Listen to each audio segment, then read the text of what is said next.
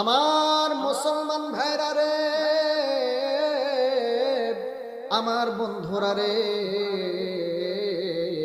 গভীর মনোযোগ।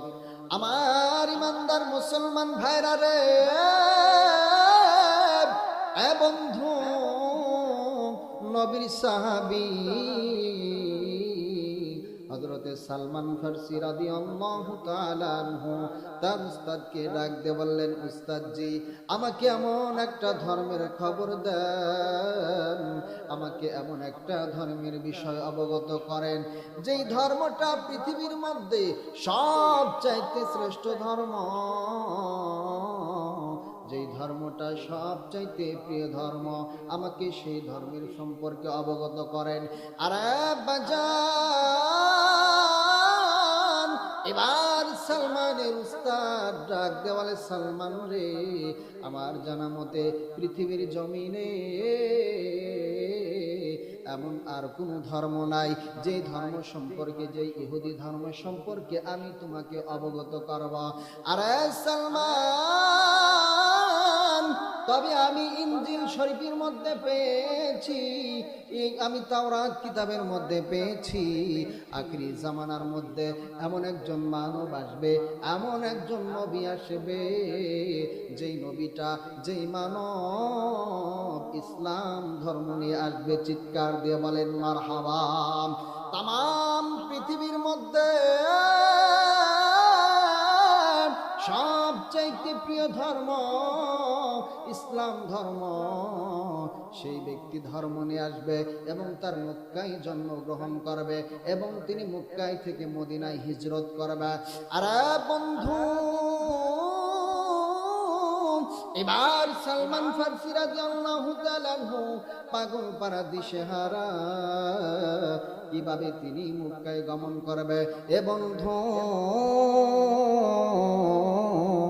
সালমান ফারসি রাদিয়াল্লাহু তাআলা আনহু এবার শাম দেশের যে প্রতীকগুলো ছিল, যারা মক্কায় থেকে হিজরত করে শামে ব্যবসা বাণিজ্য করার জন্য আসে, এবার সালমান ডাক দিয়ে বলেন, ও মক্কা নগরীবাসী,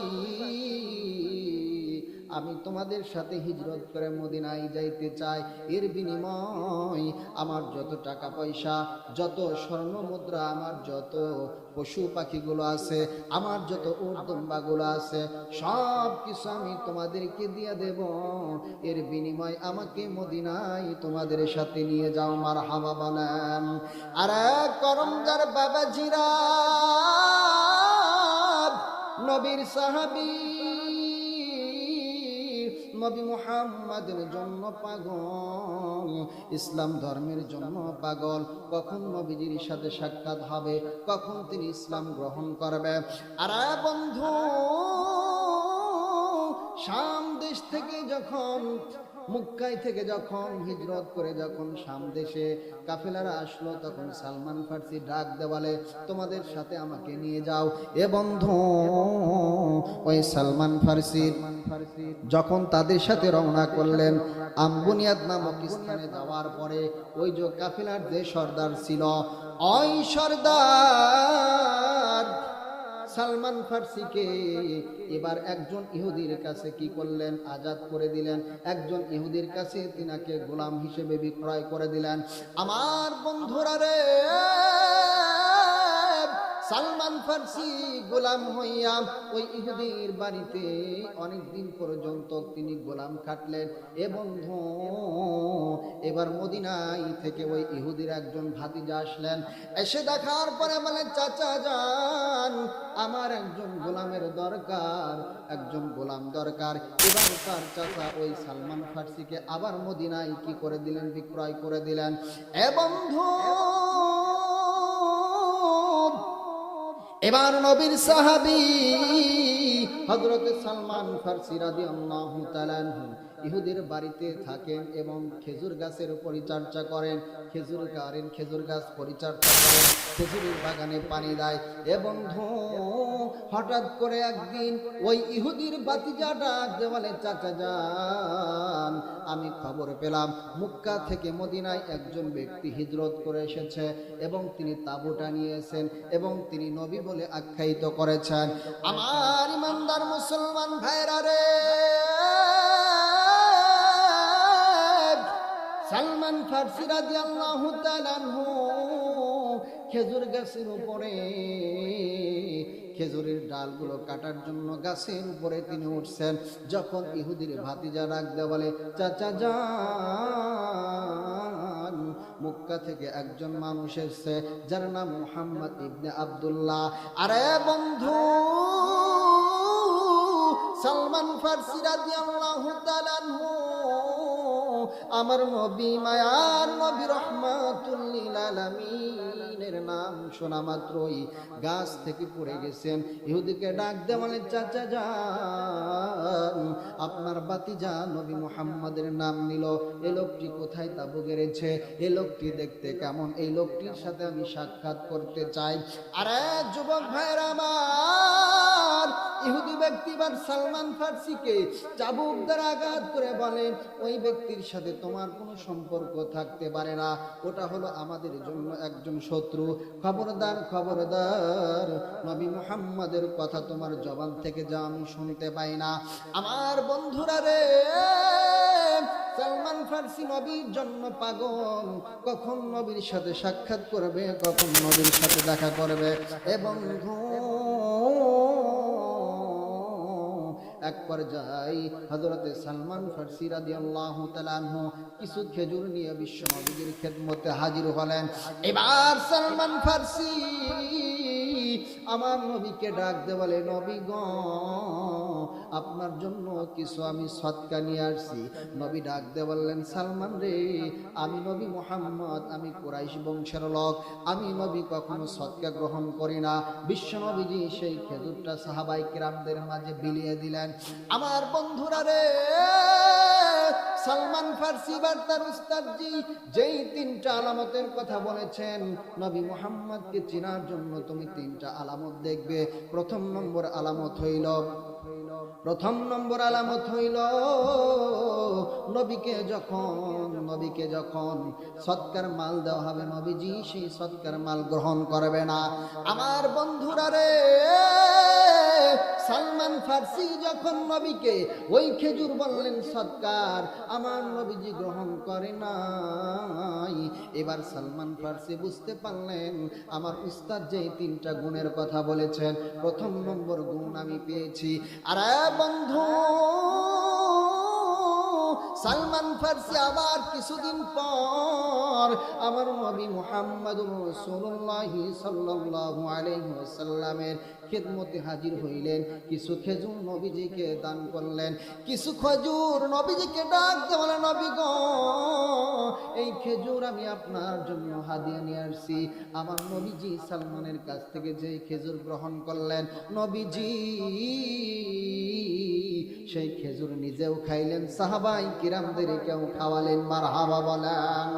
আরে যুবক ভাইরা আমার, এবার সালমান ফারসি মনে মনে ডাক দিয়ে বলে, আমার উস্তাদ যে তিনটা নিদর্শনের কথা বলেছে, আমি দুইটা পেয়ে গেছি, আর মাত্র একটা নিদর্শন আছে, তাই আমি নবীজির হাতে হাত রেখে কালেমা পড়ে মুসলমান হয়ে যাব। মারহাবা বলেন।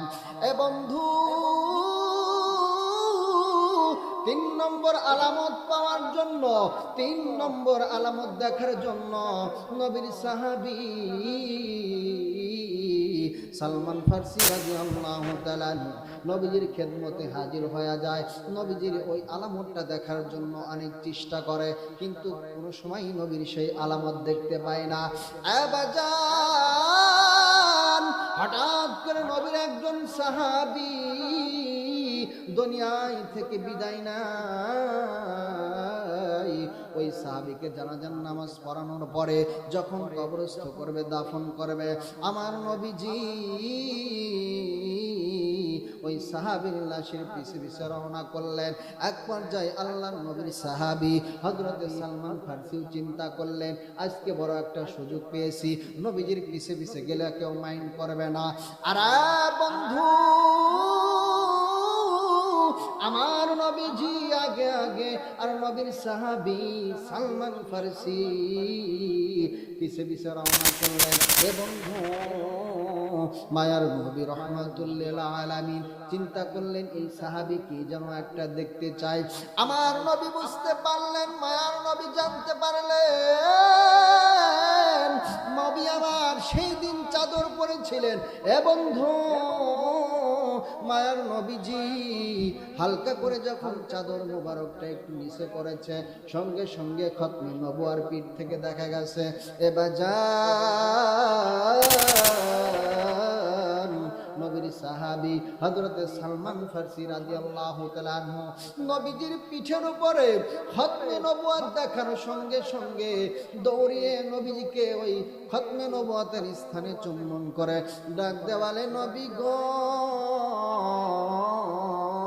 ইয়া রাসূলুল্লাহ, ইয়া হাবিবাল্লাহ, নবী গো, আপনি নবীকে পাওয়ার জন্য, ইসলাম গ্রহণ করার জন্য এতটা বছর কত জায়গায় কত ইলম শিক্ষা গ্রহণ করেছি, ও নবীজি এই ইসলাম ধর্ম পাওয়ার জন্য আমি বাবা ছেড়েছি, মা ছেড়েছি, সংসার ছেড়েছি, আমার বাবার সব কিছু ছেড়েছি। নবী গো, আমি আজকে আপনাকে পেয়েছি, ও নবীজি আপনি আমাকে কালেমা পড়ায়া মুসলমান বানায়া দেন, মারহাবা বলেন। আমার নবী, মার নবী রহমাতুল লিল আলামিন এবার সালমান ফারসিকে কালেমা পড়ে মুসলমান বানায়া দিলেন। হে বন্ধু, এই খবর যখন ইহুদির কানে চইলা গেল যে আমাদের গোলাম মুহাম্মদ ইবনে আব্দুল্লাহর কাছে ইসলাম গ্রহণ করেছে, কালেমা পড়ে মুসলমান হয়ে গেছে, আরে করমজার বাবাজিরা, আমরা তো কেউ কালেমা পড়ি নাই, আমরা কালেমা পেয়েছি, আমরা ইসলাম গ্রহণ করি নাই, আমরা ইসলাম ধর্ম পেয়েছি, কথা বলেন ঠিক কিনা? আমরা যদি কালেমা পড়তাম আমাদের অবস্থা বিলালের মতো হইতো, আমরা যদি কালেমা পড়তাম আমাদের অবস্থা হইতো সুমাইয়ার মতো, কথা বলেন ঠিক কিনা? আমরা কালেমা পেয়েছি, ইসলাম পেয়েছি, যার কারণে কালেমার মর্যাদা বুঝি না, ইসলামের মর্যাদা বুঝি না, কথা বলেন ঠিক কিনা? এ বন্ধু, ইহুদি ব্যক্তি যখন খবর পেল সালমান ফারসি নবীজির হাতে হাত রেখে কালেমা পড়েছে, ইসলাম গ্রহণ করেছে, এ বন্ধু, নবীর সাহাবী হযরতে সালমান ফারসি যখন ইহুদির বাড়িতে রওনা করলেন, যাওয়ার পরে ইহুদি ব্যক্তি নবীর সাহাবী হযরতে সালমান ফারসিকে নির্যাতন করা শুরু করে দিল, এমন কি একটা ঘরের মধ্যে আবদ্ধ করে তাকে খানা পিনা পর্যন্ত বন্ধ করে দিছে, নাউজুবিল্লাহ বলেন। একদিন নয়, দুই দিন নয়, 3 দিন পর্যন্ত কালেমা গ্রহণ করার কারণে, ইসলাম মানার কারণে নবীর সাহাবী হযরতে সালমান ফারসি রাদিয়াল্লাহু তাআলা আনহুকে ঘরের মধ্যে আটকে রাখছে। এ বন্ধু, একবার যাই নবীর সাহাবী হযরতে আলী রাদিয়াল্লাহু তাআলা আনহু, হযরতে আবু বকর, হযরতে উসমান, হযরতে আবু বকর, হযরতে উসমান, অন্যান্য সাহাবীকে নিয়ে আমার আপনার নবী, মায়ার নবী রাহমাতুল লিল আলামিন মসজিদে নববীর ভিতরে বসে আছেন। একবার যাই নবীর সাহাবী আলী ডাক দিয়ে বলে, নবী গো, ইয়া রাসূলুল্লাহ, ইয়া হাবিবাল্লাহ, ও নবীজি, আমি কিছুদিনের জন্য শাম দেশে ব্যবসার জন্য বের হব, নবী গো আপনি আমারে একটু বিদায় দিয়ে দেন। আরে যুবক ভাইরা রে, নবীর সাহাবী হযরত আলী রাদিয়াল্লাহু তাআলা আনহু আমার আপনার নবী, মায়ার নবী রহমাতুল লিল আলামিনের কাছ থেকে বিদায় নিলেন। নবীজির সাহাবী হযরত আলী রাদিয়াল্লাহু তাআলা আনহু তিনি শাম দেশে ব্যবসা করবার জন্য যাবে। এ বন্ধু, হযরত আলী রাদিয়াল্লাহু তাআলা আনহু মসজিদে নববীর ভিতর থেকে বের হয়ে গেলেন। কিছু দূর যাওয়ার পরে দেখেন আরে বাজান, আল্লাহর নবীর সাহাবী হযরত আলী রাদিয়াল্লাহু তাআলা আনহু কিছু দূর যাওয়ার পরে দেখেন একটা বাড়ির ভিতরে অনেকগুলো মানুষ জড়ো হয়ে আছে। আল্লাহর নবীর সাহাবী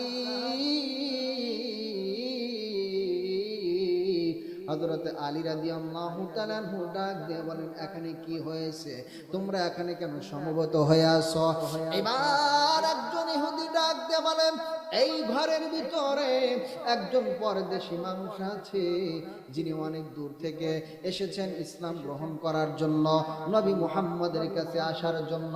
ওই ব্যক্তি নবীজির কাছে ইসলাম গ্রহণ করার কারণে, নবীকে নবী স্বীকৃতি করার কারণে এই ইহুদি ব্যক্তি এই ব্যক্তিকে আটকে রেখেছে, ঘরের মধ্যে আবদ্ধ করে রেখেছে। আরে বাজান, নবীর সাহাবী হযরত আলী রাদিয়াল্লাহু তাআলা আনহু এবার ওই ঘরের কিনারায় যাইয়া জানালার কাছে দাঁড়াইয়া ডাক দিয়ে বলে, ও পরদেশী ভাই, তোমার নাম কি? কি কারণে এই ইহুদি ব্যক্তি তোমারে আবদ্ধ করে রেখেছেন? আমার মুসলমান ভাইরা রে, এবার সালমান ফারসি রাদিয়াল্লাহু তাআলা আনহু আলী রাদিয়াল্লাহু তাআলা আনহুর কণ্ঠ শোনা মাত্রই এবার ডাক দিয়ে বলেন, নবীর সাহাবী তুমি বুঝি হযরতে আলী?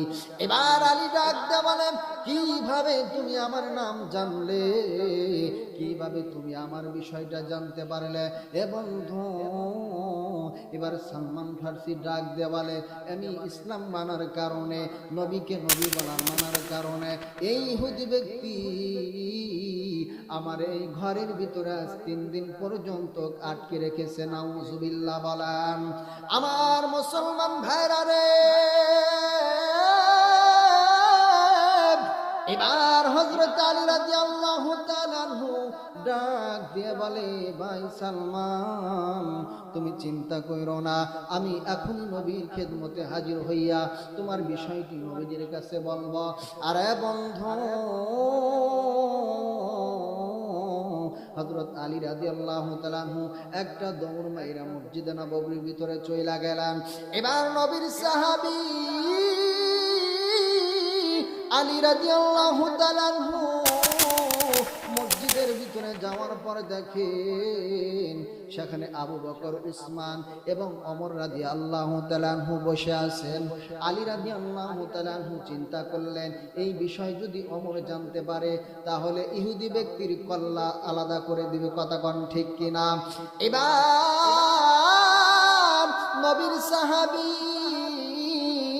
হযরতে আলী রাদিয়াল্লাহু তাআলা আনহু নবীর কাছে উপস্থিত হইলেন, নবীর কাছে হাজির হইলেন। ডাক দিয়ে বলে, নবী গো, ইয়া রাসূলুল্লাহ, ইয়া হাবিবাল্লাহ, আমি আপনার কানে কানে একটা কথা বলতে চাই। নবী আমার ডাক দিছে, আলী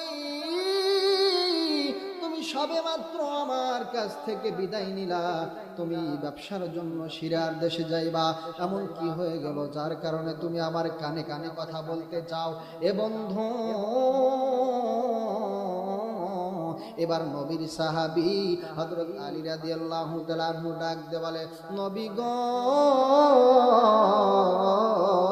ইয়া রাসূলুল্লাহ, ইয়া হাবিবাল্লাহ, একজন ব্যক্তি আপনাকে নবী বলার কারণে, ইসলাম গ্রহণ করার কারণে, নবী গো, আজ 3 দিন পর্যন্ত তাকে ইহুদি ব্যক্তি বন্দী করে রেখেছেন। ও নবীজি, আজ 3 দিন পর্যন্ত তাকে খাবারে দেয় না, পানিও দেয় না, তাকে কোনো খাবারের ব্যবস্থা করে না। এবার নবী ডাক দিছে, আলী ঠিক আছে, যাও যাও, আমার সাহাবী হযরত আবু বকরকে সেখানে পাঠাইলেন।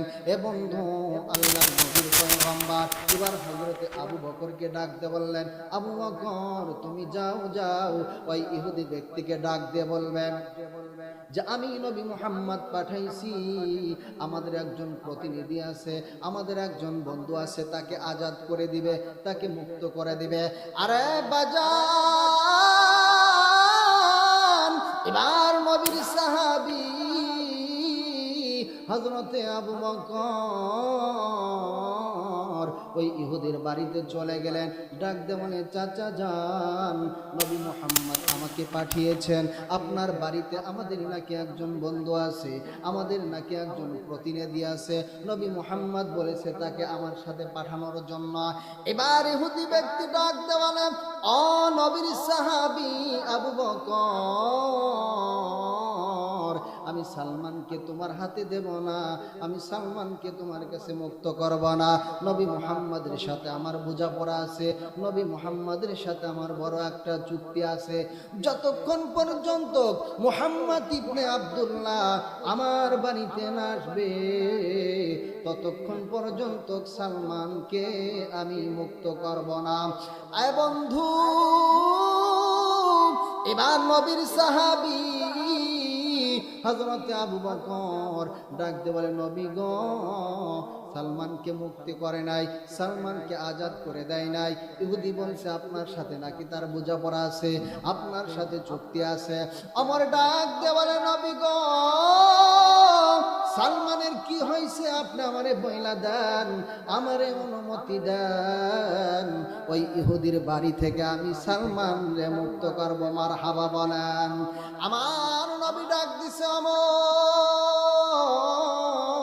ইহুদের বাড়িতে সালমানকে মুক্তি করার জন্য আল্লাহর পক্ষ থেকে তোমার অনুমতি নাই। আল্লাহর নবী বলতেছেন সালমানকে মুক্ত করার জন্য আমার পক্ষ থেকে, আল্লাহর পক্ষ থেকে তোমার অনুমতি নাই।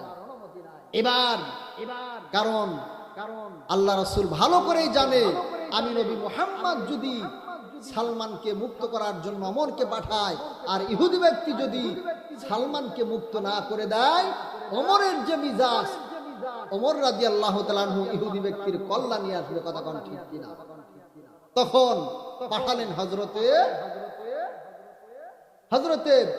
আলী রাদিয়াল্লাহু তাআলা আনহু পাঠালেন, আলীর কাছেও দেয় নাই। উসমানকে পাঠাইছেন, উসমানের কাছেও দেয় নাই। লাস্ট পর্যায়ে ওমরকে পাঠানোর জন্য সিদ্ধান্ত নিলেন। তখন আমার বন্ধুগণ, আল্লাহ পাক রব্বুল আলামিন ওহী পাঠালেন যে আমার বন্ধু ওমরকে সাথে করে নিয়ে যান, ওমরের মিজাজ আমি আল্লাহ রব্বুল আলামিন কন্ট্রোল করে দেব। মারহাবা বলে।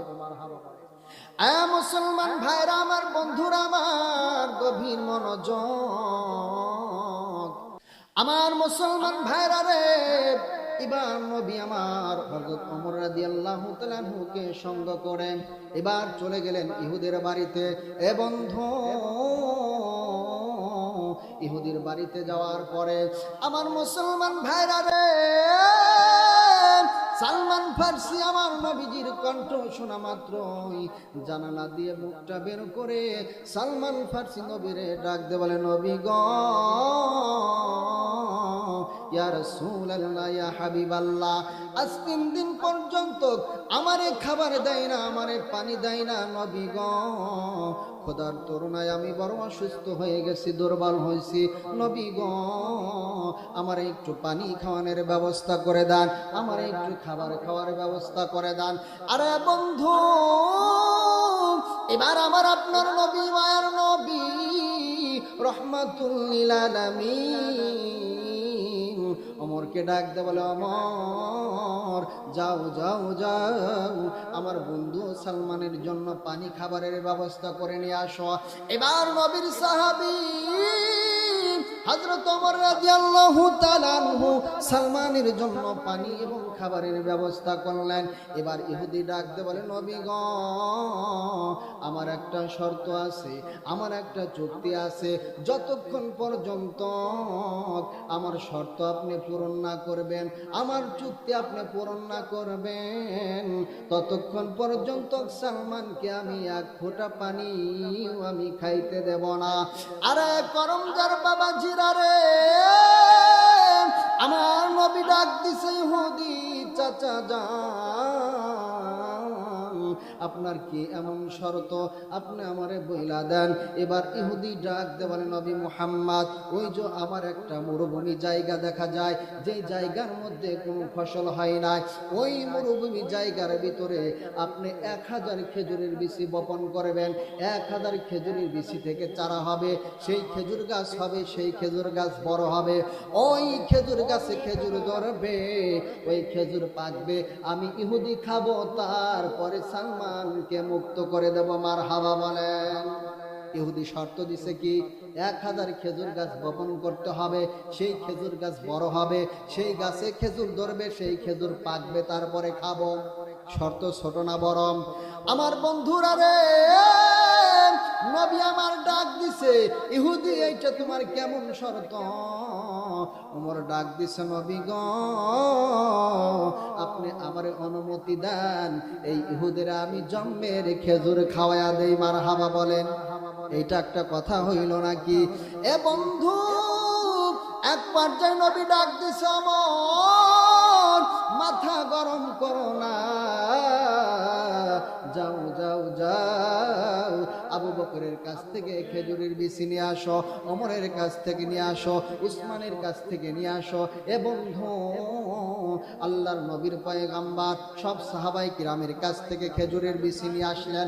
নবী আমার ওই মরুভূমি জমিতে নিজে দাগ টানলেন এবং নবীর সাহাবী হযরত ওমরকে নিয়ে সেই খেজুর গাছের বিচি বপন করলেন। এ বন্ধু, আমার আল্লাহ রাব্বুল আলামিন মুহূর্তের ভিতরে সঙ্গে সঙ্গে ওই খেজুরের বাগানটাকে খেজুর গাছ দিয়ে ভরপুর করে দিলেন। মারহাবা বলেন। শুধু তাই নয়, তাই নয়, ওই খেজুর গাছে খেজুর ধরেছে। এবার ইহুদি ব্যক্তি খেজুর গাছগুলো গুনতেছেন, গুনতে গুনতে দেখেন 1000 হয় নাই, 999টা হয়েছে। ইহুদি ব্যক্তি ডাক দিয়ে বলে, ভালোই হইল, আমি 1000-এর শর্ত দিছিলাম, একটা গাছ কম আছে, আমি সালমানরে মুক্তি করে দেব না, আবার খেজুর গাছের বাগানের মালিক হয়ে গেলাম। আমার নবী ডাক দিছে, মালিক, আমি নবী মুহাম্মদ নিজ হাতে এই বাগানটার বিচি বপন করলাম, চারাগুলো নিজ হাতে লাগাইলাম, একটা বিচি কেন, একটা গাছ কম হইল। এবার আল্লাহ পাক রব্বুল আলামিন জিব্রাইলে পাঠাইছেন। জিব্রাইল ডাক দে বলে, নবী গো, ওমর রাদিয়াল্লাহু তাআলা আনহু একটা বিচি লাগাই নাই, একটা বিচি না লাগার কারণে ওইখানে একটা গাছ কম হয়েছে। এবার ওমর ডাক দিছে, নবী গো, আমি ইচ্ছা করে ওই চারাটা রেখে দিছিলাম। এবং এবার নবী মুহাম্মদ সেই চারাটা আবার লাগালেন। সঙ্গে সঙ্গে মুহূর্তের ভিতরে ওই বাগানের ভিতরে ওই গাছটা সব চাইতে বড় গাছ হয়ে গেছে। মারহাবা বলেন। এই দৃশ্য ইহুদি ব্যক্তি দেখার পরে ইহুদি ব্যক্তি আশ্চর্য হয়েছে, নবীজিকে ডাক দে বলে, নবী গো, আমি আপনারে অনেক কষ্ট দিয়েছি, আপনাকে অনেক কষ্ট দিয়েছি, অনেক আঘাত করেছি, নবী গো, এই খেজুরের বাগান আমি চাই না, সালমান রেও মুক্তি কইরা দিলাম। ও নবীজি, আপনি আমাকেও কালেমা পড়াইয়া মুসলমান বানায়া দেন। মারহাবা বলেন। আমার বন্ধুগণ, আল্লাহ রাসূলের সাহাবী হযরত রাদিয়াল্লাহু তাআলা আনহু ইসলাম গ্রহণ করার জন্য কত ত্যাগ করেছেন, কত কষ্ট করেছেন। আজ আমরা মুসলমান হওয়ার পরেও কালেমা পেয়েছি, ইসলাম পেয়েছি, কোরআন পেয়েছি, নবী মুহাম্মদকে পেয়েছি, কিন্তু আমরা ইসলামের সৌন্দর্য বুঝি না। কথাগণ ঠিক কিনা? আল্লাহ পাক রব্বুল আলামিন যে কথাগুলো বললাম, আমাকে এবং আপনাদেরকে আমল করার তৌফিক দান করুন। সকলে বলে আমিন। ওয়া আখিরু দাওয়ানা আলহামদুলিল্লাহি রাব্বিল আলামিন। আসসালামু আলাইকুম ওয়া রাহমাতুল্লাহ।